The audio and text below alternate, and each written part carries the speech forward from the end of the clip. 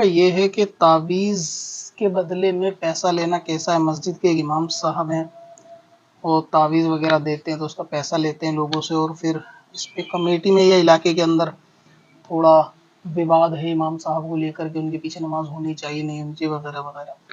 تو اگر تعویذ بنا کے کوئی پیسہ لیتا ہے، یعنی تعویذ کے بدلے اپنا روحانی علاج کے بدلے، تو اس کے پیسے لینے میں کوئی کراہت شریعت کے اعتبار سے نہیں ہے، لوگوں کے اعتبار سے ہو سکتی ہے۔ تو اگر کوئی ایسے امام صاحب ہے کہ اپنا وقت دیتے ہیں خدمت خلق کے لیے، پھر اس کے لیے کچھ پیسہ چارج کرتے ہیں، اور دوسری کوئی خلاف شریعت بات نہیں ہے، تو ان کے پیچھے نماز پڑھنے میں کوئی دقت نہیں ہے، پیسہ جو ہے وہ تعویذ پہ لیا جا سکتا ہے۔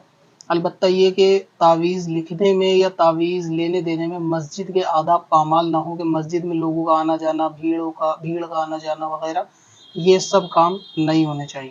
اب اپنی قضا عمری نمازوں کا حساب لگانا ہوا اور بھی آسان۔ وزٹ کریں qazakalculator.smswarsi.com پر، اور اس کیلکولیٹر سے اپنی تمام قضا نمازوں کا حساب منٹوں میں کریں اور ڈاؤن لوڈ بھی کریں۔